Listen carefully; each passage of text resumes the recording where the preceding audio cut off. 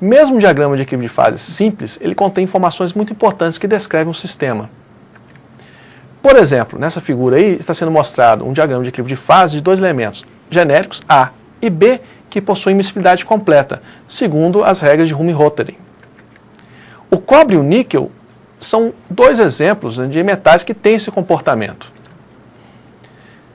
Em função da composição química e da temperatura, é possível estabelecer um conjunto de condições que permitem estabelecer quais são as fases presentes e qual a composição química dessas fases que estão presentes no diagrama de equilíbrio, segundo previsto pelo diagrama de equilíbrio de fases.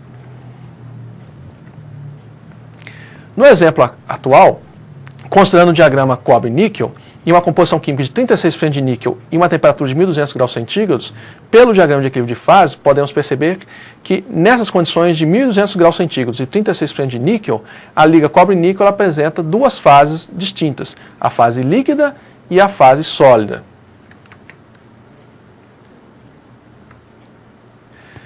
Para nós conhecermos a composição química da fase líquida presente nessa condição, basta seguir a horizontal da temperatura, definida pela temperatura, até a região da fase líquida. Naquela interface entre a horizontal da temperatura e a região definida pela fase líquida, basta descer uma vertical até chegar ao eixo das composições químicas, e a composição química ali será a composição química da fase líquida. Neste caso, 32% de níquel.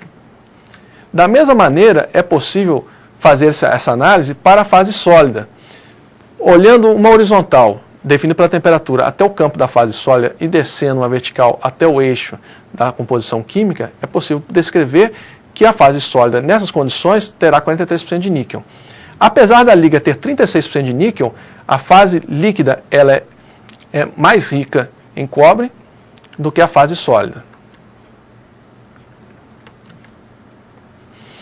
Agora, a quantidade relativa da fase líquida e da fase sólida, ela é dada pela regra da alavanca.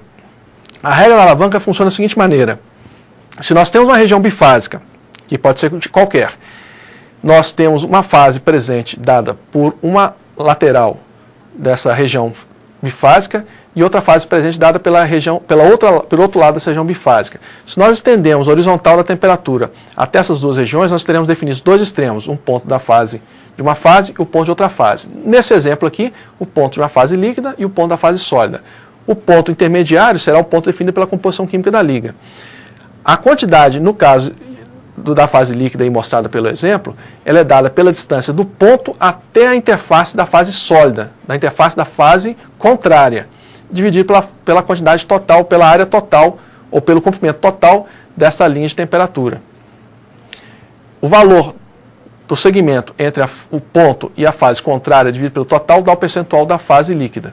No caso aqui, 43% de níquel na fase sólida, menos 36% de níquel na liga, dá a distância do ponto até a fase sólida. 43% de níquel na fase sólida, menos 32% de níquel na fase líquida, dá o comprimento total. Dividindo esses dois valores, nós temos 64%, que é o valor da fase líquida presente nesse ponto aí definido por essa condição termodinâmica. Da mesma maneira, é feito o cálculo para a fase sólida, só que ao invés de usar o segmento para o lado da fase sólida, é usado o segmento da fase líquida. Nesse caso, a distância entre a fase líquida e o ponto definido pelas condições de temperatura e composição química vale 36 menos 32.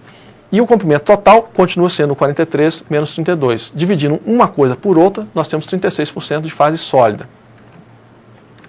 A regra da alavanca ela pode ser aplicada em qualquer região bifásica do diagrama.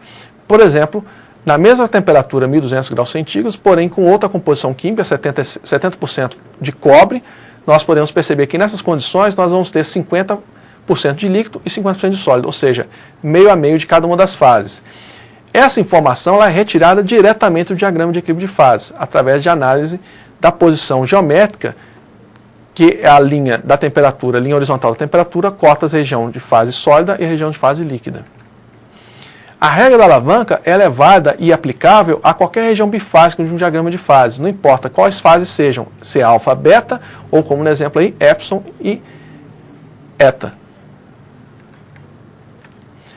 Além disso, o uso da regra da alavanca e o uso do diagrama de equilíbrio de fases em conjunto permite avaliar qual vai ser a evolução da composição química à medida que o processo ou de solidificação ou de liquefação ele vai se promovendo.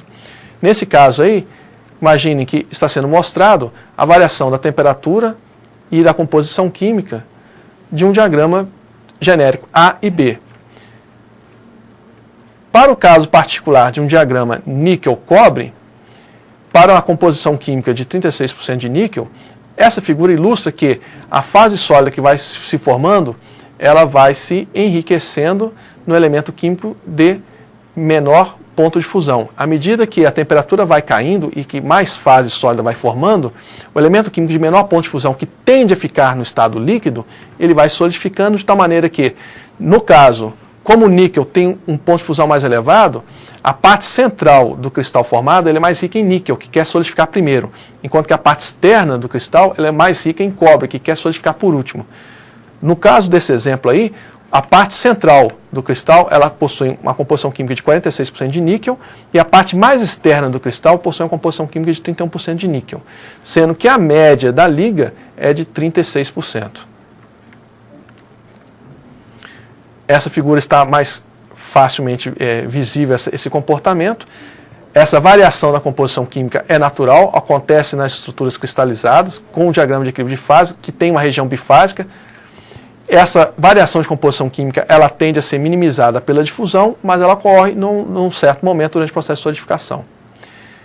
Um outro aspecto também interessante é considerar o superresfriamento da liga. Esse superresfriamento, como foi visto no módulo anterior, ele é necessário para que o metal tenha uma condição termodinâmica, tenha uma condição de estabilidade da formação da fase sólida. E essa condição de superresfriamento, ele vai alterar a quantidade da fase prevista pelo diagrama e a composição química dessa fase prevista, conforme está ilustrado nesse exemplo aí.